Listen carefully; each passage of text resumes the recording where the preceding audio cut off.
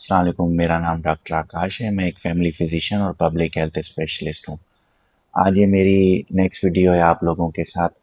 आज ये मेरा वीडियो बनाने का मकसद MCPS फैमिली मेडिसिन टॉक्स उसको फर्स्ट अटेम्प्ट में कैसे क्लियर किया जाए, तो उसके लिए कुछ टिप्स एंड ट्रिक्स हैं।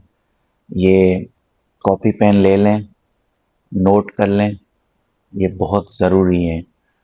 जब मैंने भी एग्ज़ाम पास किया था तो हमें जो ना ये डिफरेंट टीचर्स की गाइडलाइन थी और कुछ ग्रुप्स में कलीग थे, तो हम कॉपी और पेन लेके नोट कर देते थे। तो आप भी ये नोट कर लें। लैपटॉप पे स्क्रीन शो हो रही होगी। तकरीबन 12 स्टेशंस होते हैं, और उसके साथ कुछ रेस्टिंग स्टेशंस भी होते हैं, depend on the number of candidates. आपको हर स्टेशन के लिए 7 मिनट दिए जाते हैं, जिसमें आपको वो टास्क कंप्लीट करना होता है। और ये सारा सेटअप कराची, लाहौर, इस्लामाबाद में किया जाता है। तकरीबन 2 या 3 शिफ्ट डेली होती हैं, depend on the number of candidates. और ये 2 दिन या 3 दिन में एग्ज़ाम ख़त्म होता है। आपको इंस्ट्रक्शंस जो है ना वो टेबल पे एक पेपर के फॉर्म में पेस्ट की होंगी, वहाँ आपको पढ़ना होगा और आपको वो टास्क कंप्लीट करना होगा।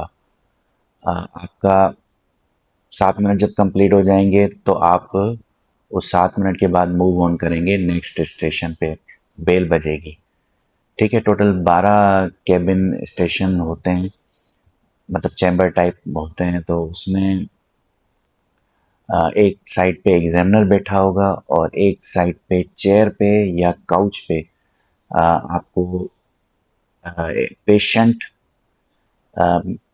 मोस्टली सिमुलेटेड पेशेंट्स होते हैं जो रियल पेशेंट नहीं होते, जिसको हम एसपीज बोलते हैं, वो आपको मिलेंगे। वो दरअसल सीपीएसपी के ही बिठाए होते हैं, कोई प्योन होता है या कोई स्टाफ होता है। तो आपको परेशान नहीं होना, और आपको जो है ना अपना टास्क इजीली, केयरफुली जो है ना वो कंप्लीट करना है। आपको एग्जामिनर को नहीं देखना, आपको सिर्फ अपने पेशेंट पे फोकस करना है। एक्टिव लिसनिंग करनी है और आपका आई कांटेक्ट होना चाहिए, वो बहुत ज़रूरी है। और 2 या 3 स्टेशन में आपसे एग्जामिनर क्वेश्चन पूछ सकता है, वो आपके उस केस से रेलेवेंट ही होंगे। ठीक है। पर ये बहुत, मतलब 1 या 2 केस में होता है। ठीक है। समटाइम आपको एग्जामिनर हिंट भी देता है कि कोई अच्छे एग्जामिनर होते हैं कि मज़ीद कुछ बताना चाहेंगे, या कौन सी दवाई दोगे, या इस हिसाब से।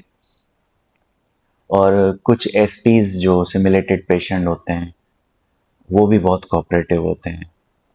मतलब कहीं भी आपको कोई ज़ाहिर एग्जामिनर रूट भी मिल सकता है, एसपी रूट भी मिल सकता है, पर मोस्टली कोऑपरेटिव होते हैं। अच्छा, कोई एग्जामिनर आपसे आर्ग्यू करता है तो आपको कुछ भी नहीं कहना। ठीक है, बस ओके। ठीक है। आर्ग्यू नहीं करना, आपका टाइम वेस्ट होगा। ठीक है। और एसपी जो होते हैं, सिमुलेटेड पेशेंट सीपीएसपी में, वो प्रोफेशनल नहीं होते। ठीक है। इतने जैसे कि एमआरसीजीपी इंटरनेशनल उसकी एग्ज़ाम में, वहाँ वो बिल्कुल प्रोफेशनल होते हैं। यहाँ आपको इतने वो प्रोफेशनल नहीं मिलेंगे। अच्छा, नेक्स्ट स्लाइड में आपको बिल्कुल रिलैक्स रहना है। आपकी वॉइस नोट बिल्कुल क्लियर होनी चाहिए और वॉइस नोट समझ में आनी चाहिए। इतनी ना ज़्यादा लाउड हो, ना बस कि सामने वाला पेशेंट भी सुने और एग्जामिनर भी सुने, क्योंकि पास तो आपको एग्जामिनर ही करेगा। Be professional. ठीक है। प्रोफेशनल होके जाएं, अच्छी ड्रेस कोड पहन के जाएं। लाजमी नहीं आप टाई शर्ट पहन के जाएं, पर अच्छी कोई फॉर्मल शर्ट हो। ठीक है ना। और कॉन्फिडेंस रहें। पढ़ा आपने सब कुछ होगा तो आप ये एग्ज़ाम क्लियर कर सकते हैं। और ये एग्ज़ाम पास करना बहुत आसान है, क्योंकि थ्योरी थोड़ा मुश्किल होता है आपको टॉक्स पास करना थोड़ा आसान होता है, क्योंकि जो लोग प्रैक्टिस कर रहे हैं उनके लिए तो बहुत ईजी होगा, और जो नहीं भी कर रहे वो पास कर लेते हैं, इतना कोई बड़ा मसला नहीं, और उनका पासिंग रेशियो बहुत अच्छा है। आपको टास्क जो है ना वो बिल्कुल केयरफुली रीड करना है। अपने आप को पहले तो इंट्रोड्यूस करना है, सलाम करना है, फिर इंट्रोड्यूस करना है, और फिर आपको पेशेंट के नाम से ही उसको पुकारना है। जैसे सलीम साहब बताएं कैसे आना हुआ, ठीक है, जैसे उसने अपना नाम बता दिया, और अपने आप को इंट्रोड्यूस करेंगे, अस्सलाम वालेकुम, मेरा नाम डॉक्टर आकाश है, मैं आपका फैमिली फिजिशियन हूँ, ठीक है। उसका जवाब आने दें, वो बताएगा वालेकुम सलाम। फिर फिर जो है ना आप उसको ऐसे बोल सकते हैं, आप अपना नाम और उम्र बता सकते हैं, ठीक है, वो अपना नाम बताएगा, देन वो मूव फॉरवर्ड, ठीक है। आपको ड्रामेटाइज नहीं करना, मतलब एक ड्रामा आपको बिल्कुल नहीं करना। अच्छा, आपका कोई स्टेशन अगर कोई गंदा होता है, आपको 12 स्टेशन दिए जाएंगे, आपके 3-4 अगर एवरेज स्टेशन भी होते हैं तो आप मज़े से पास कर सकते हैं। कोई पिछले वाला गंदा स्टेशन होता है तो उसको भूल जाएं, बस मूव फॉरवर्ड।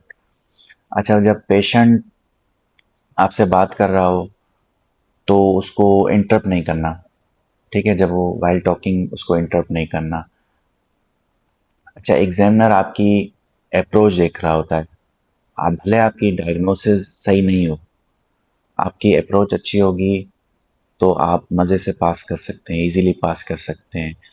अच्छा, एक पीडियाट्रिक केस आता है जिसमें हमें बाइंड हिस्ट्री पूछनी होती है, वो बहुत ज़रूरी होती है। Birth, immunization, nutrition and development history.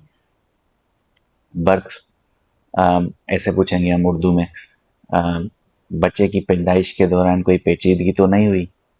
Immunisation में आप पूछेंगे हिफाजती टीके टाइम पे लगाए थे। न्यूट्रिशन में आप पूछेंगे खाना पीना बच्चे का कैसा है। डेवलपमेंट में आप पूछेंगे बच्चे की नशोनुमा दूसरे बच्चों की तरह ही है, ठीक है। और पीडियाट्रिक केस में हमें फैमिली मेडिसिन में एक ये फ़ायदा होता है, हमें बच्चा न्यूनेट वगैरह या चिल्ड्रन हमें नहीं मिलेगा, उसके उन्होंने पेरेंट्स बिठाए होते हैं मोस्टली, या मदर होगा या मदर होगी या फादर होगा, तो वही आपको हिस्ट्री देंगे, ठीक है, उनसे ही आपको हिस्ट्री लेनी है।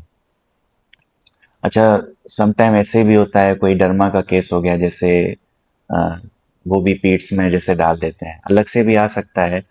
पीट्स में ऐसे आ सकता है कि जो ना मीजल्स की या चिकन पॉक्स की पिक्चर पेस्ट की होगी, या वो अपने हाथ में रखा होगा उसने कि मेरे बच्चे को ये मसला हो गया है, ठीक है। आपको एकदम से मीजल्स नहीं बताना या चिकन पॉक्स नहीं बताना, आराम आराम से केस को आगे लेकर जाना है, ठीक है। अच्छा, एग्जामिनेशन यहाँ जो ना 2 या 3 केसेस में आपको मिलेगी, ज़्यादातर 2 या 3, इससे मैक्सिमम, इससे ज़्यादा नहीं। अच्छा, आपको पीडियाट्रिक केस में, बच्चों वाले केस में, डर्मा वाले केस में, एथिक्स, साइकेट्री, सर्जिकल और गायनी के केसेस में आपको एग्जामिनेशन रिक्वायर्ड नहीं होगी। और एग्जामिनेशन आप हेड टू टो करें या टो टू हेड करें,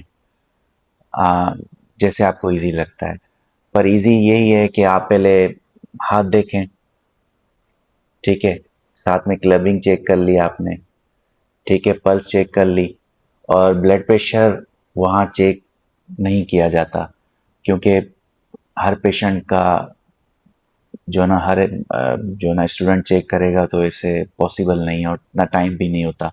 आप ऐसे बोल सकते हैं कि मैं आपका ब्लड प्रेशर चेक कर लेता हूँ, ठीक है, एंड मूव फॉरवर्ड। फिर आप आइज़ की तरफ जाए देखेंगे, स्क्लेरा कंजक्टिवा, ठीक है ना, और फिर आप उसकी टंग देख लेंगे, ठीक है। फिर जनरल फिजिकल एग्जामिनेशन हो गया, फिर आप उसका रेलेवेंट एग्जामिनेशन, जैसे न्यूरोलॉजिकल होगा तो न्यूरोलॉजिकल करेंगे, अगर डायबिटिक फुट का है तो आप डायबिटिक फुट का एग्जामिनेशन कर लेंगे, मतलब रेलेवेंट एग्जामिनेशन। सारा एग्जामिनेशन नहीं करना होगा, हमें इतना टाइम नहीं होता वहाँ पे।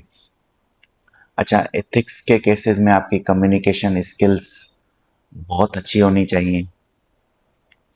अच्छा, एक ब्रेकिंग बैड न्यूज़ आता है केस, तो वो पेशेंट आपको रिपोर्ट दिखाएगा, ठीक है? तो रिपोर्ट दिखाएगा तो आप उससे पहले नाम और उम्र पूछेंगे। नाम और उम्र क्यों पूछेंगे? क्योंकि आपको कंफर्म करना है कि रिपोर्ट ये उसकी ही है या किसी और की तो नहीं है। अच्छा, उससे नाम पूछेंगे, अस्सलाम वालेकुम, मेरा नाम डॉक्टर आकाश है, आपका नाम और उम्र? तो वो बताएगा कि मेरा नाम सलीम है और मेरी उम्र 34 ईयर या 34 साल है, ठीक है? तो आप उसमें देखेंगे, आप उसको बोलेंगे ठीक है, अ, ये आप ही की रिपोर्ट है, ठीक है? Then move forward. अच्छा, फिर हम वो केस करेंगे आगे जाके। मेरा एक ये प्लान है कि मैं जितने भी टॉक्स के मतलब आते हैं तो हम 1 to 1 जो है ना डिस्कस करेंगे। अच्छा, आपको ब्रेकिंग बैड न्यूज़ में ब्रीफ हिस्ट्री लेनी है, ठीक है? आपको ये पूछना है आपने रिपोर्ट क्यों कराया, खुद से कराया या किसी डॉक्टर ने कराया? अच्छा, डॉक्टर को आपने दिखाया तो उसने क्या बताया, ठीक है? आपको ये उसमें पूछना है, ठीक है? ग्रीटिंग के बारे में हमने डिस्कस कर लिया कि अपने यहाँ इंट्रोडक्शन कराना है और पेशेंट खुद का भी हमें इंट्रो लेना है, ठीक है? अच्छा, call the patient by name ये भी हमने डिस्कस कर लिया। अच्छा, कुछ स्टेशन में ये होता है कि जैसे एक टास्क दिया होता है कि उसमें उसका नाम पेशेंट का एसपी का मेंशन होता है, ठीक है?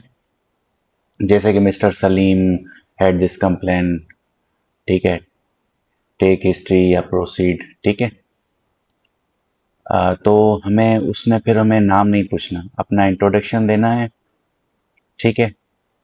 और ज़्यादातर उसको सलाम करना है और आगे प्रोसीड करना है, जैसे मिस्टर सलीम कैसे आना हुआ, किस तकलीफ़ के साथ आए हैं, ठीक है? अच्छा, एक ट्रिकी पॉइंट ये है, अगर आपको पेशेंट जो है ना वो प्रेजेंटिंग कंप्लेन देता है, ठीक है? फॉर सपोज वो कहता है मुझे खांसी है, तो नेक्स्ट आपका क्वेश्चन होना चाहिए मज़ीद कुछ बताना चाहेंगे? तो ये बहुत ही मतलब समझें एक एग्ज़ाम पास करने का बहुत ही अच्छा तरीका है। ये सवाल आप पूछेंगे तो दरअसल ये पेशेंट जो है ना, एसपी जो इतने एजुकेटेड होते नहीं हैं, मतलब बहुत माइनर कोई हो एजुकेटेड, बाकी मतलब उनको जो बताया जाता है वो 1 मिनट में, फिर आपको आप उनसे पूछेंगे खांसी तो फिर वो मज़ीद बता देगा कि हाँ मुझे बलगम भी आता है, खून भी आता है, तो आपका माइंड उस तरफ जाएगा, फॉर सपोज टीबी की तरफ जाएगा, ठीक है? तो ये बहुत ट्रिकी क्वेश्चन है, ये मतलब आपको पूछना ही पूछना है। अच्छा, और एक ये ट्रिकी क्वेश्चन ये है कि आपने कभी कोई टेस्ट कराया, किसी को दिखाया, ठीक है? ये बहुत ही इम्पोर्टेंट सवाल है, क्योंकि फॉर सपोज कोई किसी के पास रिपोर्ट पड़ी है सीबीसी की, जब तक वो आपको शो नहीं करेगा जब तक आप उससे पूछेंगे नहीं। बेहतर ये है कि ये आप शुरू में ही पूछ लें। मेरी तो स्ट्रेटजी यही थी कि मैं जो ना शुरू में ही जो ना इसको पूछ लेता हूँ, ठीक है ना? तो इसमें फ़ायदा ये होगा कि आप फिर एंड में जाके आप एग्जामिनेशन और इन्वेस्टिगेशन के टाइम पे पूछें तो आप फिर प्रोसीड करना आपको मुश्किल हो जाएगा। अगर आप शुरू में पूछ लेंगे, सीबीसी देगा या कोई सपोज रिपोर्ट दे देगा, तो उसमें फिर आपको केस को फ़ायदा ये होगा कि आप उस हिसाब से लेकर चलेंगे। तो ये एग्ज़ाम पास करने का बहुत अच्छा तरीका है। अच्छा, अ, आपको लेमन मतलब एक मेडिकल लैंग्वेज नहीं यूज़ करनी, ठीक है? जैसे एमआई एमआई यूज़ नहीं करना, आपको हार्ट अटैक यूज़ करना है। वायरस या बैक्टीरिया का जैसे कोई ज़िक्र नहीं करना, आपको बताना है कि आपको एक इन्फेक्शन हो गया है या किसी जर्म्स की वजह से जो है ना ये मसला हुआ है, ठीक है? और जैसे कि एमआई में आप बताएंगे कि आपको एक दिल का आर्जा हो गया है, उसकी वजह से जो है ना ये मसला हो रहा है। ठीक है, बिल्कुल मेडिकल टर्म्स आपको यूज़ नहीं करने। जैसे आपको स्टमक यूज़ नहीं करना, आपको उसकी जगह पे टमी यूज़ करना है। नेक्स्ट स्लाइड पे आते हैं। आपको मतलब एक वार्निंग शॉट ज़रूर देना है। आप पेशेंट के सेंसिटिव क्वेश्चन पूछेंगे, जैसे एलएमपी हो गया, सेक्सुअल, ठीक है, अल्कोहल और स्मोकिंग हिस्ट्री में। तो आप बेहतर ये है कि जब ये हिस्ट्री लें तो आप ऐसे पूछ सकते हैं उर्दू में कि मैं आपसे मतलब कुछ ज़ाती नौयत के सवाल पूछूंगा जो आपकी तशखीश के लिए या सेहत के लिए बहुत ज़रूरी हैं। देन आप प्रोसीड करें, वो अगर आपको इजाज़त देता है। ठीक है। और एलएमपी और गायनेकोलॉजिकल हिस्ट्री में आप उसको ये भी कह सकते हैं कि मैं जो हमारे बीच में गुफ्तगू रहेगी वो हम दोनों के बीच में रहेगी। ठीक है, परेशान न रहिए। ठीक है, ऐसे कहना है आपको। अच्छा, नॉन फार्मा और फार्मा के समझ लें हाफ मार्क्स इसके हैं। मतलब एक स्टेशन 10 मार्क्स का है तो 5 मार्क्स आपको इनके हैं, इनके मिलेंगे आपको। अच्छा, क्रोनिक हिस्ट्री में जैसे कोई डायबिटीज़ है, ओल्ड हाइपरटेंशन है, कोई साइकेट्रिक केस लग रहा है आपको, तो उसमें डिप्रेशन की हिस्ट्री लाजमी पूछनी है आपको। ठीक है, डिप्रेशन की हिस्ट्री लाजमी पूछनी है। अच्छा, डिप्रेशन के साथ साथ अगर डिप्रेशन लग रहा है तो सुसाइडल थॉट्स के क्वेश्चन पूछने हैं। जैसे आप पूछ सकते हैं कि कभी खुद को नुकसान पहुंचाने का तो नहीं सोचा, या किसी और को नुकसान पहुंचाने का तो नहीं सोचा। अच्छा, मेरे केस में एक केस आया था मुझे, काफ़ी हम जब साथ डिस्कस किया एंड में, तो मैंने जो ना एक केस हमारे आया था डिप्रेशन का, तो उसमें हमने हिस्ट्री ले रहे थे, तो वो परेशान थी जो ना लेडी बहुत। तो वो मतलब बस मायूस सी थी उसे जब हिस्ट्री ले रहे थे। अच्छा, उससे मैंने एंड में पूछा डिप्रेशन के केस में, आपको कोई परेशानी तो नहीं है? तो उसने कहा हाँ। तो उसमें मुझे ये हिंट मिल गया कि जो ना ये हो सकता है डोमेस्टिक वायलेंस का केस हो। तो फिर मैंने उससे पूछा घर का माहौल कैसा है। ठीक है, तो घर का माहौल उसने बताया कि मेरा हस्बैंड मुझे मारता है। तो मैंने उस केस को वहीं से पिक किया और मैं अपना केस डाइवर्ट करके ले गया डोमेस्टिक वायलेंस की तरफ। और हमारे काफ़ी कलीग थे, उन्होंने किसी ने डिप्रेशन किया, किसी ने जनरल एंजाइटी किया। फिर हमें एंड में पता चला कि वो वो एक केस था डोमेस्टिक वायलेंस का। तो ये एक हिंट होती है। ठीक है, बिफोर एग्जामिनेशन आप ऑलवेज पेशेंट से परमिशन लें, या एक अच्छा तरीका है डॉक्टर नासिर शाह ने हमें बताया था कि मैं आपका सलीम साहब मुआयना करना चाहता हूँ, आ जाएं, काउच पे लेट जाएं। ठीक है, इसमें आपका कंसेंट भी हो गया और दोनों चीज़ें हो गई। ठीक है। अच्छा, सैनिटाइज आपको करना है, ये लाजमी है। इसके मार्क्स होते हैं before examination and after examination. ये चीज़ भूलनी नहीं है, स्टूडेंट काफ़ी भूल जाते हैं। अच्छा, एक पीडियाट्रिक केस में आपको जो है ना कम से कम एक या दो बार उसको एक शुरू में कह दें, एक एंड में कह दें कि जो ना आप अगर बच्चा साथ लाती तो बेहतर होता कि मैं उसका मुआयना कर लेता, उससे कुछ बातें कर लेता। ठीक है, तो ये चीज़ें जो है ना बहुत ज़रूरी हैं। अच्छा, इक्विपमेंट्स का एक सवाल होता है कि जो है ना लेके जाने चाहिए या नहीं लेके जाने चाहिए।